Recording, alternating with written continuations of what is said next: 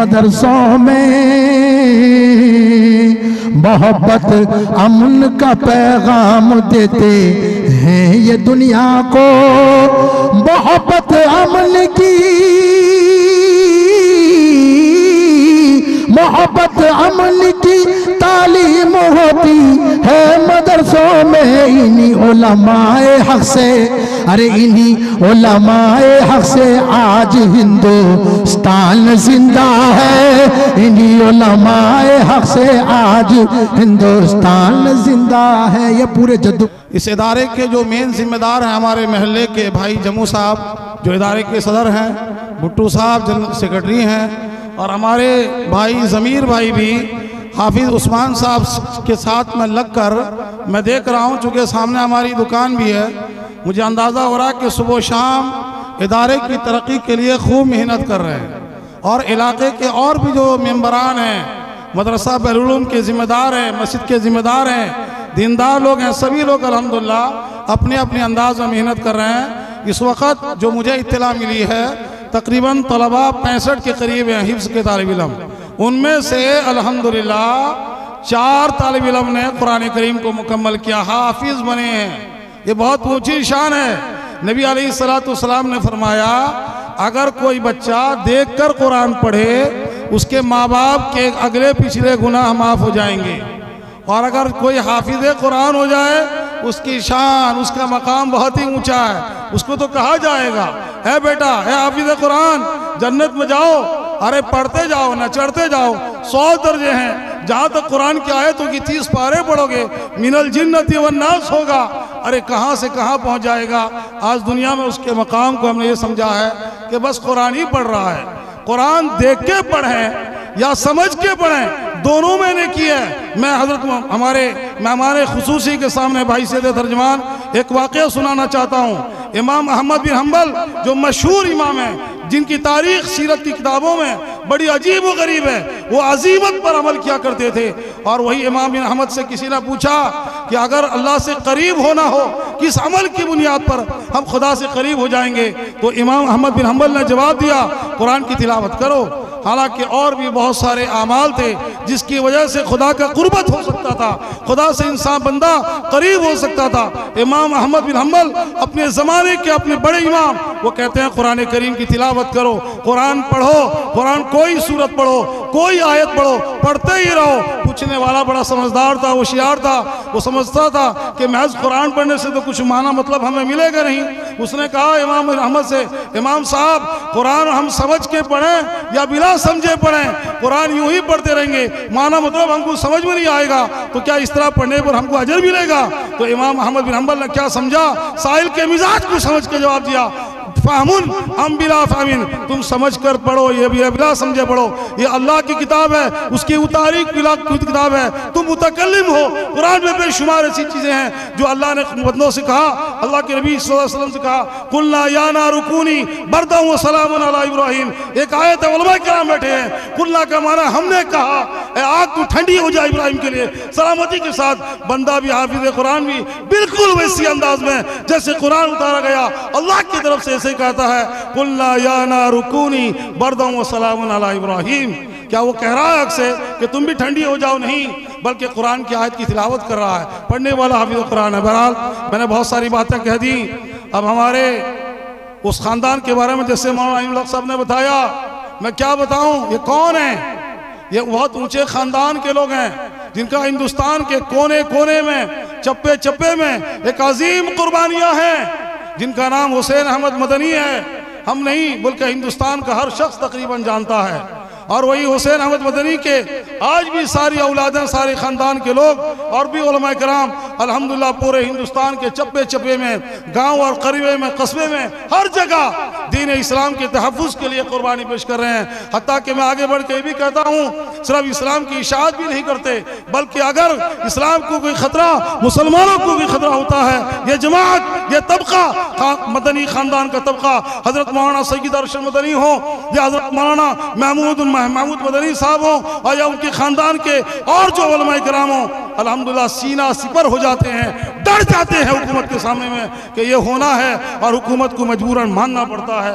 अल्हम्दुलिल्लाह इसी वजह से हमारे इस इलाके में हमारे लिए खुशकिस्मती है, बाइस सादत है, बाइस फरहत और इम्तिसाद है कि हमारे दरमियान में उसी शेखुल इस्लाम के पड़ पोते उन्हीं का ही नाम है मौलाना हुसैन अहमद मदनी, मौलाना महमूद मदनी, जो हमारे सदर जमीयत उलमा, पूरे हिंदुस्तान के सदर जमीयत उलमा हैं, उनके साहिबजादे हैं, उनका भी नाम है अपने परदादा के नाम से मौलाना हुसैन अहमद मदनी।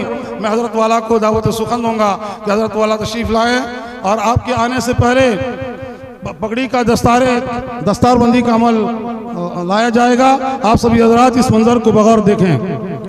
हाफिज़ कुरान हाफिज़ अबू बकर साहब नाज़म पढ़ेंगे ना। मैं एक ब्याह दिगरे हाफिज़ों का नाम बुलाता हूँ, उनके लिए पगड़ी का नज़्म जल्दी किया जाए। उस्ताद कोई खड़े हो जाए। हाफिज़ मुंतशिर साहब, अजीज़म हाफिज़ मुंतशिर सल्लल्लाहु, आ जाओ इधर आ जाओ। ये तलबा सब झारखंड के रहने वाले हैं, दो हैं। अच्छा, नाम नहीं लिखा है। अच्छा, जो इदारे के जिम्मेदार हैं वो भी खड़े हो जाएं।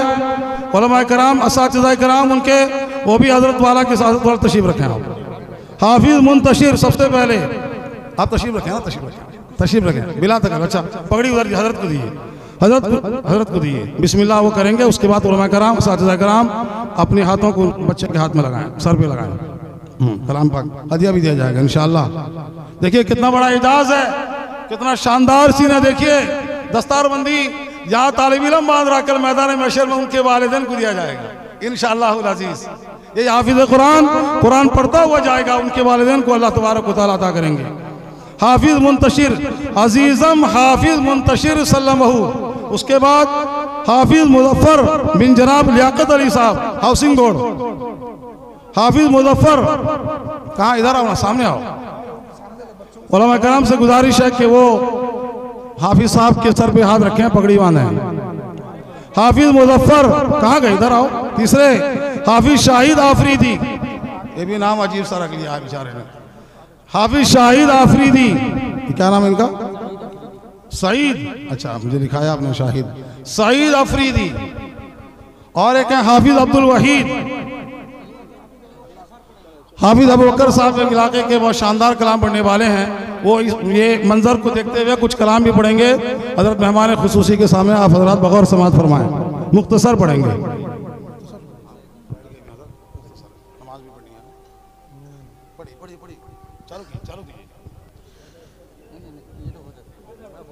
जश्ने दस्तार फजीलत का सुहाना मंजर, ऐसी रौनक है कि देखेगा ज़माना मंजर।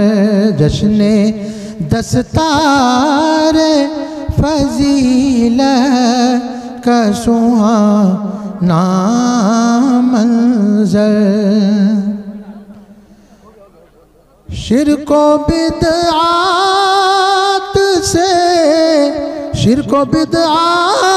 से बचा रखिएगा गुलशन अपना, पेश करता है ये कुरान का तराना मंजर।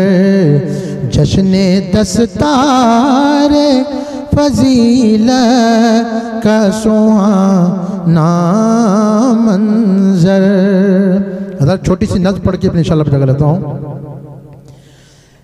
कि मेरा इस्लाम जिंदा है, मेरा इस्लाम जिंदा है, मेरी पहचान जिंदा है। एक बार सब कह दीजिए सुभान अल्लाह। मेरा इस्लाम जिंदा है, मेरी पहचान जिंदा है, मेरा इस्लाम जिंदा है, मेरा इस्लाम जिंदा है, मेरी पहचान जिंदा है। मुसलमानों के सीने में, अरे मुसलमानों के सीने में अभी ईमान जिंदा है, मुसलमानों के सीने में अभी ईमान जिंदा है। और कलामुल्लाह को कैसे भला कोई मिटाएगा, कलामुल्लाह को कैसे भला कोई मिटाएगा, कि कलामुल्लाह को